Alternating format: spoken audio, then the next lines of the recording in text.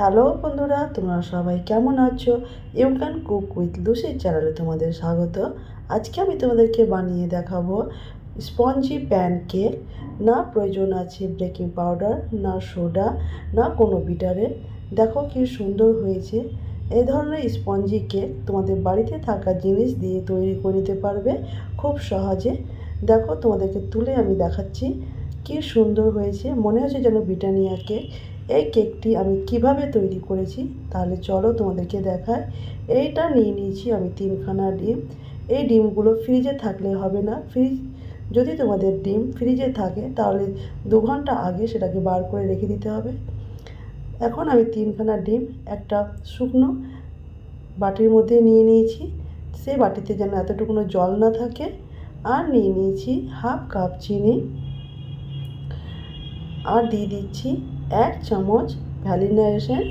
যেহেতু এখানে আমি ডিম দিয়েছি তাই অবশ্যই ভ্যানিলা এসেন্সটা অবশ্যই লাগবে। এ দেখো একটা ব্লেন্ডারের মাধ্যমে এটা বিট করে নিচ্ছি। এটা তোমাদের সবারই ঘরেই থাকবে। এটা যেন একটা ফোমের আকার তৈরি হয়ে যায়, এভাবে বিট করে নিতে হবে 10 মিনিট ধরে। যা সময় লাগার এখানেই লাগাতে হবে। একটু ধৈর্য ধরে এটাকে ভালো করে ফেটে নিতে হবে, তবে গিয়ে স্পঞ্জ হবে কেকটা। এখন নিয়ে নিয়েছি 1/3 কাপ সাদা তেল। আর নিয়ে নিচ্ছি 1 চুটকি লবণ। এটাকে এখন সুন্দর করে বিট করে নেব। দেখবে পরবর্তীতে যেন আমার এই ফ্যাটানোটা একটা ফর্মের আকার নেবে। আমার একটু শরীরটা খারাপ তাই গলাটা একটু আলাদা রকম লাগছে, এতে তোমরা কিছু মনে করবে না বন্ধুরা। এর জন্য আমি ঠিক সময়ে ভিডিওটা আপলোড করতে পারছি না, দেরি হয়ে যাচ্ছে। প্লিজ তোমরা আমার পাশে থেকো আর আমাকে সাপোর্ট করবে। এই দেখো আমার হয়ে গেছে। এখন নিয়ে নিচ্ছি 1 কাপ ময়দা। আর নিয়ে নিব কেকটাকে আরও স্বাদ বাড়াবার জন্য 1/4 কাপ গুঁড়ো দুধ। অবশ্যই কেক বানাবার সময় এই গুঁড়ো দুধটা তোমরা ইউজ করবে। এখন সব কিছুকে আমি সুন্দর করে চেলে নেব।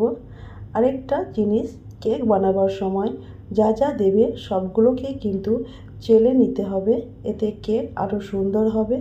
এই দেখো আমার চালা হয়ে গেছে। এখন আমি স্প্যাচুলার হেল্পে এটাকে আমি মিক্স করব। এই দেখো আমি একই সাইড করে বারবার ঘুরিয়ে নিচ্ছি, এদিক ওদিক করে আমি কিন্তু মিক্স করছি না। এভাবে আলতো হাতে এটাকে মিক্স করে নিতে হবে যেন আমার ফোমের আকারটা নষ্ট না হয়ে যায়। আমি এভাবে আলতো হাতে মিক্স করতে থাকবো যতক্ষণ না একটা সুন্দর ক্রিমি অবস্থায় চলে না আসে ততক্ষণ। এই দেখো আমার মনে হচ্ছে যেন যে ময়দাটা দিয়েছি সেটা যেন গোটা বেঁধে গেছে। স্প্যাচুলার হেল্পে সেটা ঠিক হচ্ছে না, তাই আমি একটা ব্লেন্ডারের হেল্পে সেটাকে মিক্স করব। কেকের ব্যাটার বানাবার সময় লক্ষ্য রাখতে হবে না বেশি পাতলা না বেশি গাঢ়, একদম স্মুথ আর ক্রিমি ভাব থাকে এই ধরনের ব্যাটার লাগবে। এই দেখো দেখে বুঝতে পারছো কি সুন্দর হয়েছে। এইভাবে এই ব্যাটারটা রাখতে হবে। এই ব্যাটারটা কি করে তোমরা চেক করবে সেটাও দেখিয়ে দিচ্ছি। এইভাবে তুলে দেখবে, যখন তোমার এক নাগাড়ে ব্যাটারটা পড়তে থাকবে, কোথা থেকেও কেটে যাবে না, তখন বুঝে নিতে হবে ব্যাটারটা তোমার হয়ে গেছে। এখন আমি টুটি ফুটি দেব, তার জন্য এটা আগে থেকে ময়দা মেখে রেখেছিলাম। এভাবে ময়দা মেখে রাখলে টুটি ফুটিগুলো তলায় বসে যাবে না। এই টুটি ফুটিগুলো যেহেতু ময়দার সঙ্গে মাখানো ছিল তার জন্য আমি 2 চামচ দুধ দিয়ে সেই ব্যাটারটাকে আমি আরও সুন্দর করে নেব। এই দেখো তোমরা দেখে বুঝতে পারছো আমার ব্যাটারটা খুব বেশি পাতলাও হয়নি আর খুব বেশি গাঢ়ও হয়নি। এই দেখো বন্ধুরা এইভাবে এর কনসিস্টেন্সি রাখতে হবে। এখন আমি একটা প্যান নিয়ে নিয়েছি, যেহেতু আমি আজকে প্যান কেক বানাচ্ছি তার জন্য এই প্যানে তোমাদেরকে আজকে কেক বানিয়ে দেখাবো। তার জন্য আমি প্যানের মধ্যে একটু সাদা তেল লাগিয়ে নিয়েছি। এখন আমি এই লেখালেখি কাগজগুলো আমি মাপ করে কেটে নিয়েছিলাম, তার উপরেও আমি কিছুটা তেল ব্রাশ করে নিলাম। এখন আমি ব্যাটারটা এই প্যানের মধ্যে নিয়ে নিব। এই দেখো সমস্ত ব্যাটারটা নিয়ে নেওয়ার পরে আমি একটা টুথপিকের হেল্পে যে ব্যাটারের মধ্যে হাওয়াটা আছে সেটাকে বার করে নেব। এই প্রসেসটা অবশ্যই ফলো করতে হবে, নাহলে কেক ঠিকঠাক হবে না। এখন আমি প্রসেসটা করার পরে একটু ড্যাব ড্যাব করে নিচ্ছি। তারপর তোমাদেরকে আঁচটা দেখিয়ে দিচ্ছি। এই দেখো, মিডিয়াম টু লো আঁচে রেখে একটা তাওয়া বসিয়ে দিয়েছি। তার উপরে আমি প্যানটা দিয়ে দিলাম।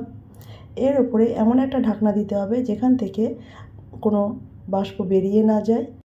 এখন আমি এটাকে 40 থেকে 45 মিনিট ব্রেক করে নেব। এই দেখো, একটা ভারী জিনিস আমি চাপিয়ে দিয়েছি, আমার একটু বাষ্পটা বেরিয়ে যাচ্ছে তার জন্য। 45 মিনিট পর আমি ফিরে এলাম। দেখো কি সুন্দর হয়েছে। এখন আমি টুথপিকের হেল্পে চেক করে নিচ্ছি আমার কেকটা হয়েছে কি না। দেখো এতটুকুনো লেগে নাই, মনে হচ্ছে যে কেকটা ঠিকঠাক ব্রেক হয়ে গেছে। এটা কিছুক্ষণ ঠান্ডা হয়ে যাওয়ার পর আমি তোমাদেরকে দেখাচ্ছি। দেখো, ঠান্ডা হওয়ার জন্য আমার কেকটা অলরেডি ছুটে গেছিলো, আমার চাকু দিয়ে সেটাকে ছাড়াবার কোনো দরকারই হয়নি। এখন আমি তোমাদেরকে এই কাগজটা তুলে দেখাচ্ছি। এই দেখো বন্ধুরা, না প্রয়োজন হয়েছে কোনো বিটারের, না বেকিং সোডা, না বেকিং পাউডার। খুব সহজেই এত সুন্দর কেক তোমাদেরকে আমি বানিয়ে দেখালাম। তোমরাও আমার রেসিপি ফলো করে যদি বানিয়ে থাকো, তোমাদেরও এতটাই সুন্দর হবে যতটা আমার সুন্দর হয়েছে। এখন আমি তোমাদেরকে কেটে দেখাবো এটা কতটা স্পঞ্জি হয়েছে। এই দেখো, মনে হচ্ছে যেন একটা ব্রিটানিয়া কেক। এটা খেতে ভীষণই দুর্দান্ত, অসাধারণ স্বাদের এই কেকটি। অবশ্যই তোমরা বানিয়ে দেখো। আমার গলা বসে যাওয়ার কারণে তোমাদের যদি বুঝতে অসুবিধা হয় তাহলে অবশ্যই আমাকে একটু ক্ষমা করে দিও। আমার এই ভিডিওটি ভালো লেগে থাকলে অবশ্যই ভিডিওকে লাইক আর চ্যানেলকে সাবস্ক্রাইব করবে আর সবাইকে শেয়ার করবে। আমার এই ভিডিওটিকে লাস্ট পর্যন্ত দেখার জন্য তোমাদেরকে অনেক অনেক ধন্যবাদ। নতুন ভিডিওতে তোমাদের সঙ্গে আমার আবার দেখা হবে। ততক্ষণের জন্য তোমরা ভালো থেকো, সুস্থ থেকো, সুন্দর থেকো আর আমাকে অনেক অনেক সাপোর্ট করিও। বাই বাই বন্ধুরা।